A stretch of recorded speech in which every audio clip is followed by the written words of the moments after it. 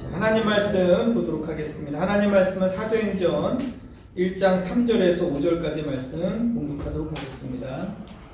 그가 고난받으신 후에 또한 그들에게 확실한 많은 증거로 친히 살아계심을 나타내사 40일 동안 그들에게 보이시며 하나님 나라의 일을 말씀하시느니라.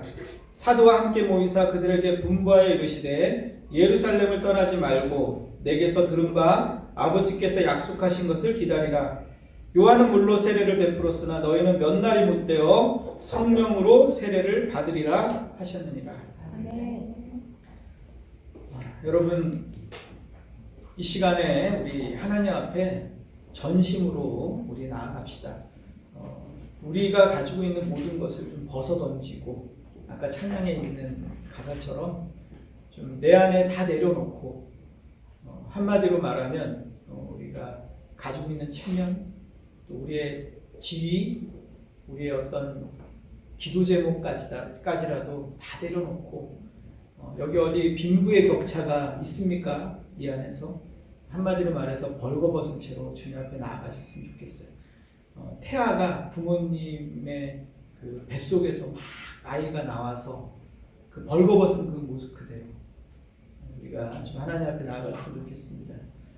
내가 가진 계획보다 더 크게 가지고 계신 하나님의 그 계획 속에 나를 드리는 그 시간이 됐으면 좋겠어요. 우리가 사도행전을 계속 나가고 있고요. 오늘은 그 설교의 포커스를 하나님의 나라에 좀 맞추고 싶습니다. 사도행전 전체가 사실은 하나님의 나라의 어떤 임재와 도래를 완성을 향하여서 기록되어 있습니다. 사도행전 전체의 목적이 뭐라고 얘기했습니까? 하나님의 주권, 하나님께서 지금 우리의 역사, 온 우주의 만물의 주인이시며 우리의 역사에 지금 하나님이 주권적으로 다스리고 계시다. 하나님은 역사의 방관자도 아니시다. 하나님은 역사에 무관심하지도 않다. 그렇죠. 사도행전이 말하고 있는 거예요. 하나님께서는 하나님의 경륜이라는 단어 들어보셨어요? 놀라운 단어예요. 그러니까 하나님의 어떤 지혜, 아까도 얘기했잖아요, 찬양에. 내 계획보다 나도 모르는 더 큰 계획을 가지고 계시는. 그러니까 하나님께서 신이 계신데 내 계획 정도로 역사하시겠다면 얼마나 슬퍼요. 왜? 나는 한계가 있어요. 내 생각은 짧아요. 한 치 앞을 내다보지 못해요. 그렇잖아요. 근데 내가 가지고 있는 계획보다 더 크게 역사하시는 그 하나님의 계획, 이게 경륜이에요. 하나님의 지혜와 그 경륜으로 온 우주 만물을 다스리고 계실 뿐 아니라 지금 이 역사를 통치하고 계신다. 이것이 뭐라고요? 사도행전. 성령께서 다스리신다. 그런데 그 사도행전의 역사는 지금도 끝나지 않고 나의 삶에 간섭하고 계시다. 그렇죠? 그리고 하나님의 완성으로, 하나님의 계획으로 우리를 이끌어가고 계시다. 이것이 사도행전의 내용이에요. 아멘? 자, 우리 집에 갑시다. 어떻게 뭐가 더 필요하겠어요? 그렇잖아요? 많이 필요가 없어요. 하나님의 그 완성에 우리를 드리는 거예요. 근데 3절에 보니까 이렇게 얘기합니다. 오늘 주제, 그가 고난받으신 후에 또한 그들에게 확실한 많은 증거로 친히 살아계심을 나타내사. 하나님은 살아계신 하나님입니다. 죽은 하나님이 아니에요. 우리가 섬기는 하나님은 지금도 살아계신 하나님이에요. 40일 동안 그들에게 보이시며 하나님의 나라의 일을 말씀하십니다. 예수님의 삶의 모든 포커스가 어디에 있다고요? 하나님의 나라. 예수님이 이 땅에 오심은 하나님의 나라의 시작이에요. 예수님께서 사역하신 그 모든 삶의 방향은 뭐예요? 하나님의 나라예요. 하나님의 나라의 완성으로 가시고 하나님의 나라를 세우는 거예요. 하나님의 나라가 시작된 거예요. 믿습니까? 이게 바로 예수님의 사역의 모든 초점이에요. 그런데 여러분 생각해 보세요. 예수님이 생각하는 하나님의 나라와 우리가 생각하는 하나님의 나라가 다르다는 게 사실은 중요한 문제죠. 바리새인들이 그토록 기다렸던 게 뭐죠? 메시아예요. 메시아 대망 사상이 있다고요. 유대인들은 이 메시아를 대망했어요. 하나님의 나라를 소망했다고요. 근데 그들이 생각하는 하나님의 나라와 예수님이 언급했던 하나님의 나라가 차이가 있어요. 달랐어요. 많이 달랐어요. 그러니까 그들이 생각했던 하나님의 나라는 뭐죠? 메시아를 왜 기다렸죠? 그들이 정치적으로 로마로부터 그들이 속국이었잖아요. 식민지였어요. 종이었어요. 그러니까 정치적으로 해방시켜줄, 이스라엘을 회복시켜줄 메시아를 기다렸어요.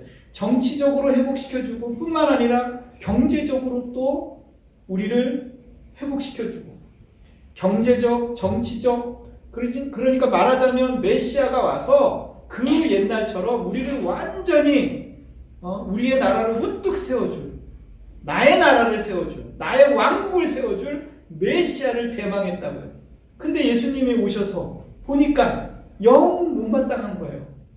죄인들과 어울려 다니고, 자신들은 죄인이라고 그러고, 죄인들을 향해서 또 그들과 함께 또 친구가 되어주고, 이런 메시아, 예수님이 메시아라고 얘기하는데 메시아 같지 않은 행동을 하는 거, 미치광이 같은 거예요. 예수님께서 뭐라고 얘기했습니까? 그래서 제자들에게 너희도 나를 떠나라 하느냐? 너희는 나를 누구라고 생각하느냐? 이렇게 물으시는 거예요. 베드로에게, 시몬 베드로야, 너는 나를 누구라 생각하느냐? 너희도 나를 떠나. 너희가 생각하는 하나님의 나라, 너희가 생각하는 메시아가 아니더냐 물어보시는 거예요. 여러분이 생각하는 예수님은 누굽니까? 여러분이 생각하는 메시아는 누구냐고요? 여러분의 왕국을 세워줄 분이에요? 여러분의 나라를 세워줄 분이에요? 여러분을 정치적으로, 경제적으로 회복시켜줄 분을 기다리고 있습니까? 그 당시처럼 예수님은 여러분이 기대하는 그런 하나님의 나라, 여러분이 기대하는 메시아가 아닐 수도 있다는 얘기예요. 그래서 예수님께서는 뭐라고 얘기하냐면 내 나라는 세상에 속한 나라가 아니다. 너희들이 생각하는 그 나라가 아니다. 이렇게 얘기하는 거예요. 이것이 바로 예수님이 결정적으로 십자가에 죽으신 이유가 되었죠. 여러분, 세상의 나라는요, 흥망성쇠를 거듭합니다. 거대한 바벨론 제국도 하루아침에 무너져 버렸어요. 어떠한 나라도 영원한 나라는 없어요. 그러나 하나님의 나라는 영원합니다. 다니엘서에 뭐라고 얘기하고 있습니까? 다니엘서에 이렇게 얘기합니다. 이 여러 왕들의 시대에 하늘의 하나님이 한 나라를 세우리니 이것은 영원히 망하지 아니할 것이요. 같이 읽겠습니다. 그 국권이 다른 백성에게로 돌아가지 아니할 것이요 도리어 이 모든 나라를 쳐서 멸망시키고 영원히 설 것이다. 뭐라고 고백합니까? 하나님의 나라는 멸망하지 않는다. 그 주권은 빼앗기지 않는다. 그 나라에 사는 백성도 뭐예요? 영원한 거예요. 그 나라의 백성이 된 거를 여러분 환영합니다. 영원히 빼앗기지 않는 하나님의 나라, 망하지 않는 나라. 이 세상의 나라는 뭐라고요? 흥망성쇠를 거듭한다고요. 영원한 나라가 이 땅에 존재했습니까? 없어요. 여러분, 테슬라에 일론 머스크가 있어요. 대표죠. 그 사람 한마디에 세계의 경제가 출렁출렁해요. 그 사람 얼마 전 엊그저께도 보세요. 한마디 했다가 주가가 그냥 세계의 경제 주가가 왔다 갔다 합니다. 비트코인이 하루아침에 급락했다가 급등했다가 급락했다를 반복을 해요. 그 사람 말 한마디. 그러니까 자신이 마치 뭐라고 생각하겠어요? 온 세상의 경제를 주무르는 신이 됐다고 생각을 할 거예요. 여러분, 바벨론에 느부갓네살 왕이 그렇게 생각했을 거예요. 자신이 온 세상을 다 가졌다고 생각했을 거예요. 로마의 네로가 그렇게 생각하지 않았겠어요? 온 천하가 내 손 안에 있다. 온 세상을 정복했던 나폴레옹이 온 세상의 주인이 자신이라고 생각했을 거예요. 천하를 호령하면서 말을 타고 아시아를 정복하고 유럽으로 달려갔던 징기스칸은 뭐라고 생각했겠어요? 온 천하가 내 말발굽 아래 있다고 생각했을 거라고. 그런데 그들 모두가 어떻게 됐어요? 한 줌 흙으로 돌아갔다. 이 세상에 영원한 나라는 없어요. 하나님의 나라만이, 하나님의 주권만이 영원한 겁니다. 그 나라는 멸망하지 않아요. 이것이 바로 하나님이, 예수님이 말했던 하나님의 나라예요. 빼앗기지 않는다. 그런데 여러분, 중요한 게 있어요. 오늘 제가 여러분에게 말씀하고자 하는, 강조하고자 하는 내용은 이겁니다. 그 나라가 어떻게 임하냐고요. 그 영원히 멸망하지 않는 나라가 어떻게 임하냐고요. 바로 성령으로 충만하지 않으면 그 나라를 누릴 수 없다는 사실. 성령이 임하지 않고는 그 나라를 아무도 경험할 수 없다는 얘기예요. 여러분, 성령을 받지 않고는 이 하나님의 나라를 이 땅에서 경험할 수 있어요, 없어요? 없다라고 예수님은 얘기하고 있어요.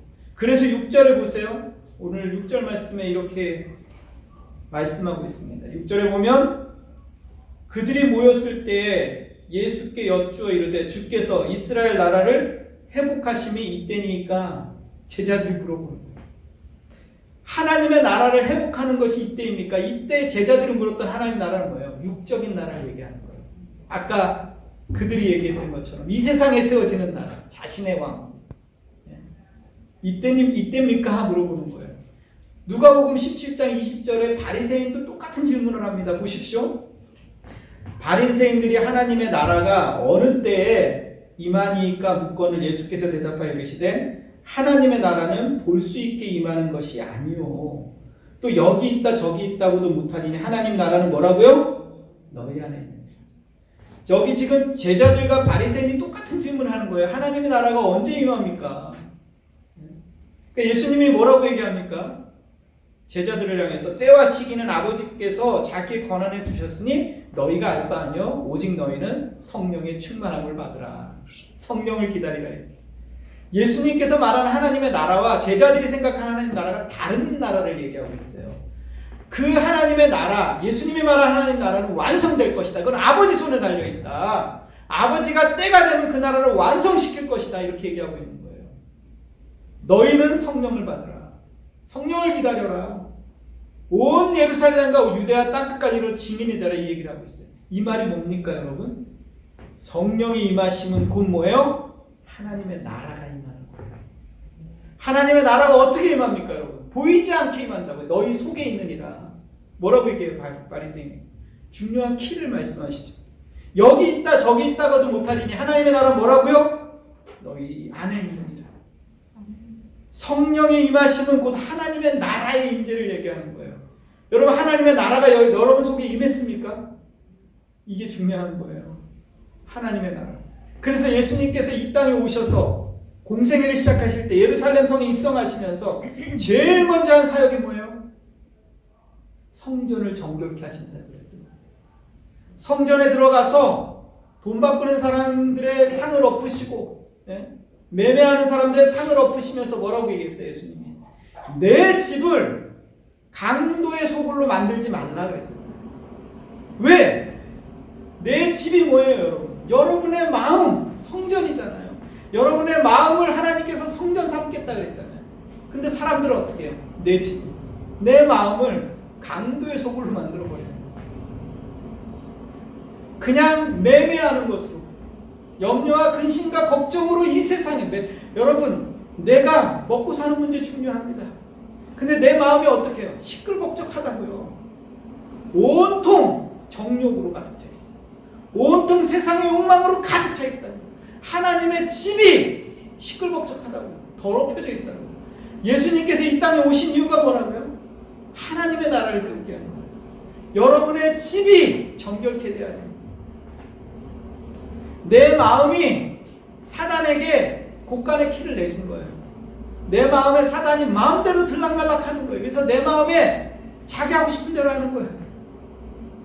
더러움으로 가득 채워버렸어요. 쓰레기들로 가득 채워버린 거예요. 그러니까 하나님의 나라가 내 속에서 임할 수 있겠어요 여러분? 이것을 얘기하고 있는 거예요. 성령께서 내 안에 거하신다는 것은 하나님의 나라의 임재를 얘기하고 있는 거예요.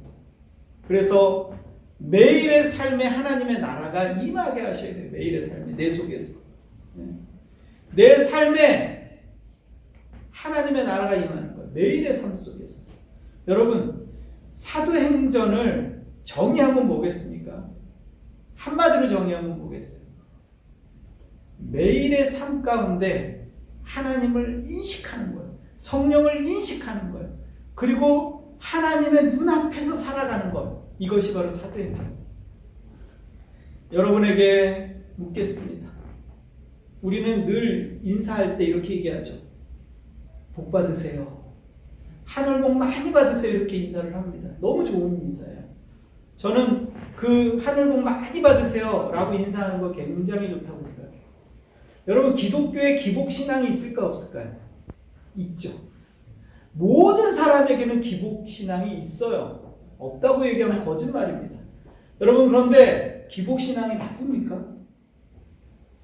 여러분, 성경 안에도 기복신앙이 있어요. 하나님께서 우리를 축복하기로 하십니까? 저주하기로 하십니까? 축복하기로 하시죠. 하나님께서 나를 축복하기로 해요. 하나님의 축복이 넘쳐나기로 한다고요. 근데 성경에서 말하는 기복과 우리가 생각하는 기복이 달라서 문제예요. 사람들이 생각하는 복은 뭐냐면 나만 잘 되면 되는 거예요. 나만 복 받으면 되는 거예요. 사람들이 어떻게 되든 말든 나는 상관없어요. 나만 복 받으면 된다. 이게 우리가 생각하는 복이기 때문에 문제가 있는 거예요. 예를 들어서 여러분, 비행기를 타러 갔어요. 예를 들어서 출장을 가기 위해서 내가 비행기를 끊었어요. 그리고 이제 공항으로 가다가 교통사고를 당해서, 접촉사고를 당해서 제 시간에 못 도착해서 아슬아슬하게 비행기를 놓쳐버린 거예요. 근데 그 비행기가 하늘을 날아가다가 사고를 당해가지고 추락이 돼서 그 비행기에 탄 승객들이 다 죽어버린 거예요. 뭐라고 얘기해요? 야, 하나님께서 나에게 축복하셔가지고 내 생명을 건져주셨다고. 다른 사람은 죽거나 말거나 그럼 돼야 안 돼요. 우리가 생각하는 복은 나만 복 받으면 된다고 생각합니다. 세상이 어떻게 되든 말든, 세상이 죽든 말든, 옆에 이웃이 쓰러져 가든 말든, 우리가 생각하는 복은 그런 거예요. 내 나라만 세워지면 되는 거예요. 하나님의 말하는 복은 뭐예요? 나를 축복의 통로로 삼는 거예요. 아브라함을 불러서 뭐라고 얘기했습니까? 너를 열방의 복의 근원으로 삼겠다. 열방을 축복하는 통로로 삼겠다는 거예요, 나를. 이게 하나님이 말하는 복이에요. 성경이 말하는 복이에요. 하나님이 여러분에게 복 받지 말라고 하는 게 아니에요. 복이 뭐죠? 내가 열방을 축복하기 위해서 뭐예요? 먼저 내가 하나님의 축복으로 가득 차서 넘쳐나야죠. 그 축복이 1차적으로 영향을 미치는 영역이 뭐예요? 나라고 해요. 내가 하나님의 축복을 경험해야지 그 축복이 흘러가죠. 하나님의 은혜를 경험해야지 하나님의 은혜가 흘러가는 거예요. 나는 전혀 그렇지 못한데, 메말라져 있는데 어떻게 복이 흘러가겠어? 그래서 하늘 복 많이 받으세요 우리가 인사하잖아요. 거기 하나 더 해야죠. 복 받게 살아가세요. 복된 삶을 사세요. 복을 받는 것도 중요하지 뭐예요? 복된 삶을 살아가는 것도 중요한 거예요. 그거 자체가 복이라고요. 나의 삶은 복받을 사람 삶을 전혀 살지 않아요. 내 삶은 이미 강도의 불혈이 되어 있다고요. 내 마음대로 살아가요. 내가 하고 싶은 대로 살아가요. 불법을 저질러요. 만행을 저질러요. 비도덕적인 삶을 살아가요. 그러면서 뭐라고요? 복받게 해주세요. 그러면 어떻게 되겠어요? 복받을 만한 삶을 살아가지 않고 있는 거예요. 네? 하나님 보러 거짓말을 하라고 얘기하는 거예요. 하나님 보러 강도가 되라고 말하는 거예요. 하나님 보러 나쁜 하나님이 되라고 얘기하는 거예요, 내가요. 그렇게 할 수는 없는 거잖아요. 그러니까 매일의 삶에 하나님과 동행한다는 삶이 무엇인지 아시겠어요? 성령과 동행한다는 것은, 사도행전은 성령을 인식하고 살아가는 거예요. 그리고 성령께서 나를 통해서 하나님의 놀라운 경륜을 이루시도록 나를 내어드리는 삶이 사도행전. 아멘. 여러분, 탄자니아의 조성 교사님의 얘기를 해드릴게요. 좋은 예예요. 조성 교사님이 탄자니아에서 사역을 하는데 딸 혜은이가 있는데 어느 날 친구 바울이가 놀러 온 거예요. 그런데 동료 선교사 바울이의 부모님으로부터 연락이 왔어요. 동료 선교사인데 급하게 집에 손님이 와서 바울이를 하룻밤 그 집에서 재워줄 수 없냐라고 연락이 온 거예요. 그래서 그렇게 하라 그러고 바울이가 그 집에서 잤어요. 그런데 마침 그때 둘로소라고 있어요. 둘로소 혹시 아세요? 전 한번 타봤는데 전 세계에 다니면서 그 배가 구제 활동을 하는 거예요. 선교 활동도 하고. 그 배 자체가 엄청난 큰 배인데 그 배 자체가 선교지죠. 둘로소. 근데 그 배가 그때 탄자니아에 거기에 정착을 했어요. 잠시. 그래서 그 배에 견학을 가기로 해서 그 다음날 바울이랑 혜은이랑 가족이 함께 다 간 거예요. 가서 그 배를 둘러보고 이러는데 혜은이와 바울이는 그 배에 탄 한국인 선교사님도 만나고 얘기도 하고 그랬던 거죠. 그래서 이제 마치고 이제 그런데 전화가 또 온 거예요. 동료 선교사한테. 급한 일이 생겨서 그런데 내가 거기 갈 수가 없으니까 바울이를 좀 집으로 좀 데려다 줄 수 있냐고. 그래서 그 집과는 반대 방향이지만 바울이를 태우고 집으로 갔어요. 데려다 주고 이제 오는데 아내가 온 김에 마트에서 장을 좀 보고 가자. 그래서 장을 또 봤어요. 그리고 이제 집으로 돌아오는 길인데 이 조선교사님이 그날은 왠지 해안길로 가고 싶은 거예요. 해안길로 가면 돌아가는 길이거든요. 해안길로 가고 싶은 거예요. 그래서 해안길로 간다 그러니까 아내가 무슨 볼 일이 더 있냐고. 그냥 마음에 해안길로 가고 싶다고 봤어요. 해안길을 접어들어서 가는데 흑인이 갑자기 손을 들고 차를 세우는 거예요. 보통은 강도일 수 있으니까 피해가는데 막다른 길이라 뭐 좁은 길이라 피할 수가 없어서 잘 급하게 세웠어요. 보니까 옆에 피투성이가 돼서 쓰러져 있는 청년이 있는 거예요. 그래서 청년을 보는데 혜은이가 아빠 저분이 어저께 만난 둘로스에서 만난 그 한국분이야 라고 얘기하는 거예요. 내렸어요. 급하게 내렸어요. 숨이 경각에 달린 그 청년을 실어서 병원에 응급실에 갔어요. 응급실에 탄자니아에서는 돈을 예약을 해야지만 치료해 주는데 수술비 일부를 준 거죠. 그랬어요. 그래서 그 청년의 생명이 건짐을 받았습니다. 여러분, 이 청년에게 일어난 일이 우연일까요? 그 전날서부터 일어난 그 모든 일들이 우연일까요? 이 청년은 절대로 그렇게 생각하지 않을 겁니다. 전도를 나갔던 그 청년이 개안을 만나서 흉기에 찔려서 피투성이가 돼서 죽어갔던 그 청년을 하나님은 그 전날서부터 놀라운 계획 속에 준비하고 계셨던 거예요. 신호등에 바뀌는 거 하나하나까지도 살피시는 놀라운 완전한 타이밍 속에서 하나님의 그 계획 속에 성령의 역사 속에서 일어나는 일들을 그 우연이라고 생각하겠습니까? 누군가는 그렇게 생각하겠죠. 여러분에게 일어나는 모든 일상의 순간이 우연입니까? 성령의 역사하심 속에 살아가는 자들은 하나님의 놀라운 경륜을 보게 되는 거예요. 여러분 그렇게 생각할 수 있어요. 아니면 처음서부터 하나님께서 막아주시지, 강도를 만나지 않게 해주시지, 이렇게 생각할 수 있겠죠. 여러분 만약에 그렇게 됐다면 이 청년은요 절대로 하나님의 놀라운 그 보호하심과 성령님의 인도하심을 경험하지 못했을 거예요.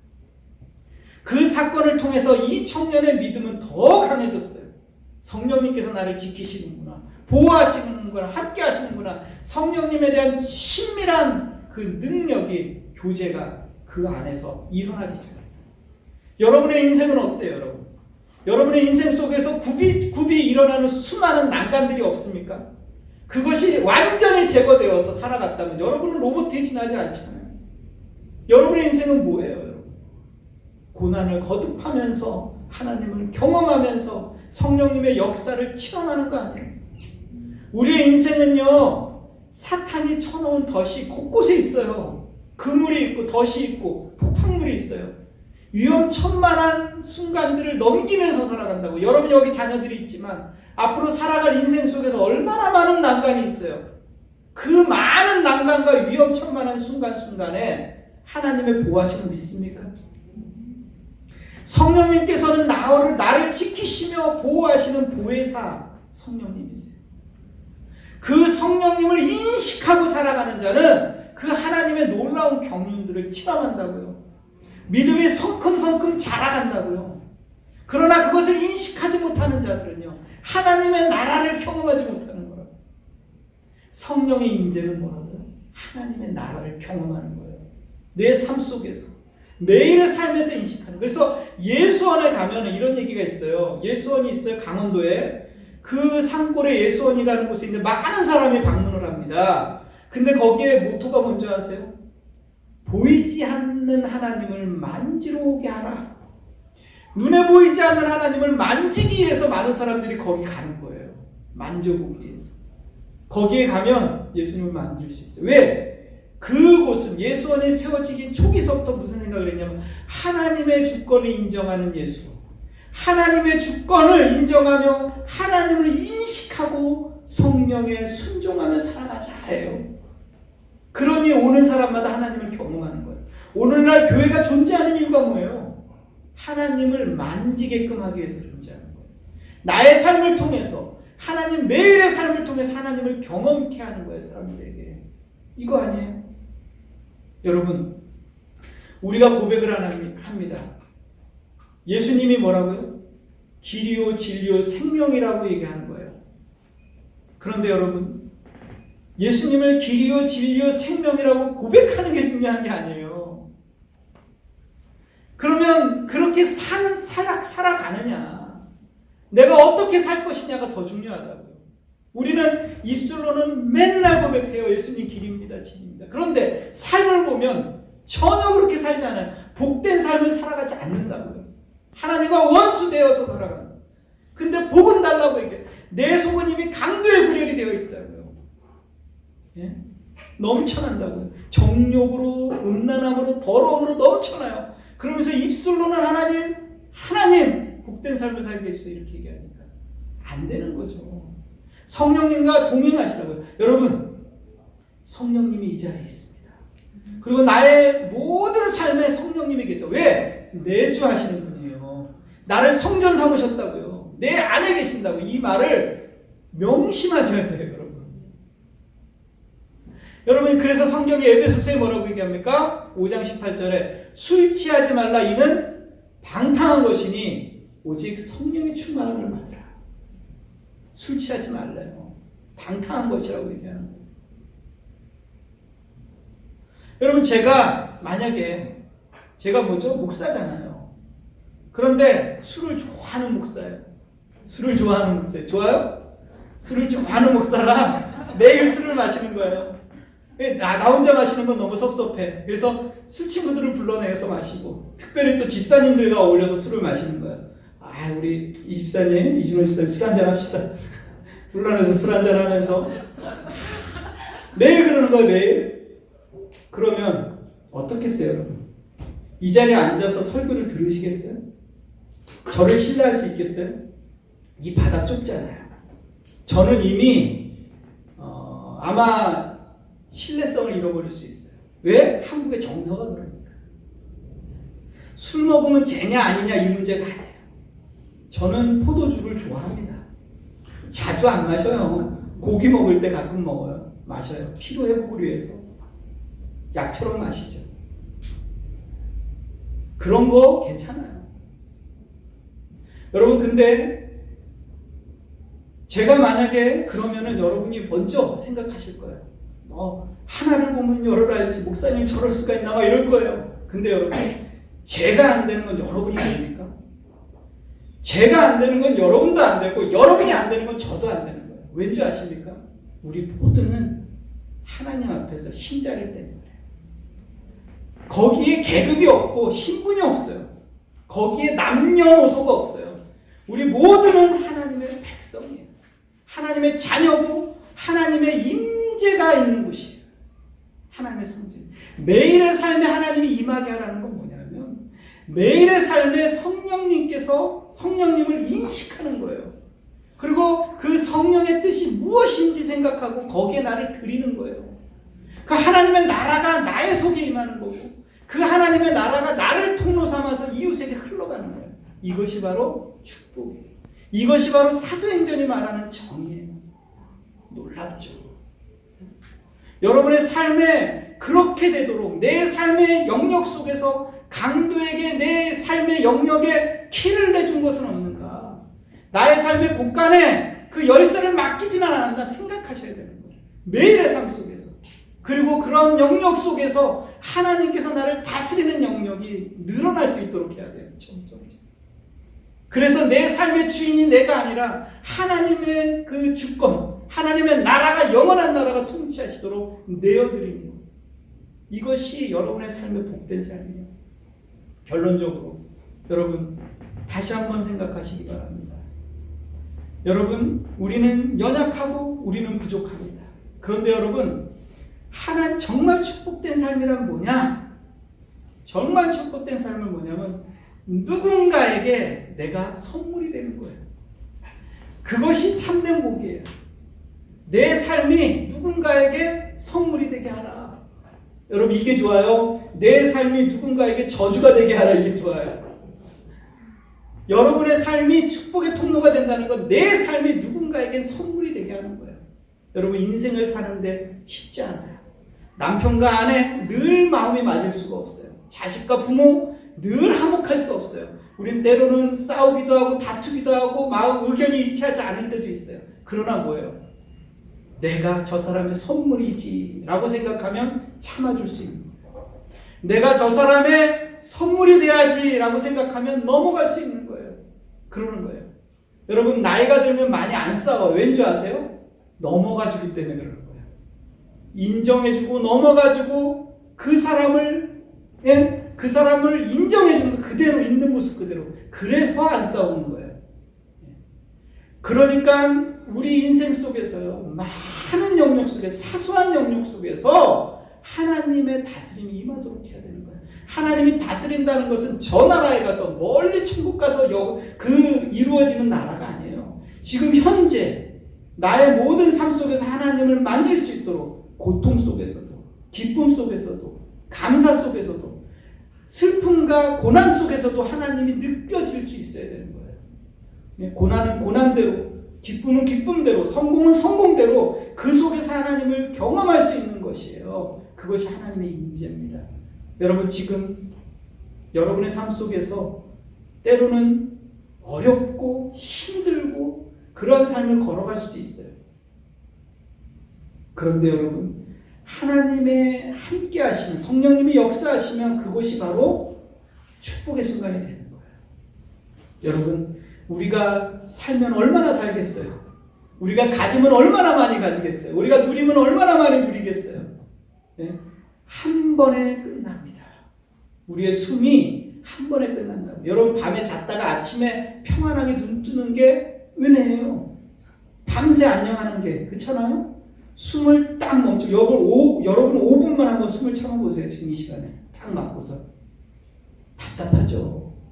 견딜 수 없는 공포가 몰려온다고, 두려움. 여러분, 우리의 인생이라는 거 하나님이요, 5분만 여러분의 숨을 딱 멈춰버리면요, 들숨과 날숨을 끊어버리면 죽어요. 여기서 생명을 연장할 수 있는 사람이 아무도 없다고요. 여러분이 아무리 부귀영화를 자랑해도요, 아무것도 아니에요. 영원한 하나님, 그분 앞에 두려움으로 설 줄 아는 게 참된 지식입니다. 그분을 두려워하지 않는 자들은요, 이 세상에서 가장 어리석은 거예요. 천년만년 살 것처럼 그렇게 교만하지 마시고 하나님이 기회 주실 때 무릎 꿇고 빌어야 됩니다. 하나님, 회개합니다. 도와주십시오. 내 마음을 이 강도의 불혈에서 성전이 되게 도와주십시오. 나를 이 모든 사단이 쳐놓은 그물로부터 지켜주시옵소서. 건져주시옵소서. 이 세상의 나라가 하나님 세상 나라가 아니라 하나님의 나라를 보게 해주십시오 라고 고백하는 이 아침이 되기를 간절히 축원합니다. 아멘. 자, 우리 함께 찬양하겠습니다. 주님 앞에 기도합니다. 주님을 부르는 자, 그 주님 앞에 나오는 자, 예수님을 부르는 자, 그가 어떤 자든지 하나님 그가 누구든지 하나님 그를 받아주신다고 말씀하시고 그에게 성령을 통해 하나님의 나라가 임하게 하신다고 말씀하셨는데, 하나님 이 시간에 내가 주님을 부릅니다. 주님, 내 가운데 오시고 나를 역사해 주시옵소서. 주님이 나를 홀로 두시면 저는 범죄한 자이고 세상을 향해 달려가며 욕망과 욕심과 하나님의 죄악 가운데 죽을 수밖에 없는 자입니다. 하나님, 저를 긍휼히 여겨주시옵소서. 나를 불쌍히 여겨주시옵소서. 부귀영화 세상에 있는 모든 것을 준다고 해도 하나님 잃어버리면 저는 아무것도 아닙니다. 하나님 이 세상에 어떤 것도 하나님과 바꿀 수 없사오니 하나님 도와주시옵소서. 이 시간에 주님만이 나의 전부이심을 고백합니다. 하나님만이 나의 전부이심을 고백합니다. 내 안에 있는 모든 것으로 하나님 앞에 나아가게 도와주시옵소서. 하나님 도와주시옵소서. 감사합니다. 예.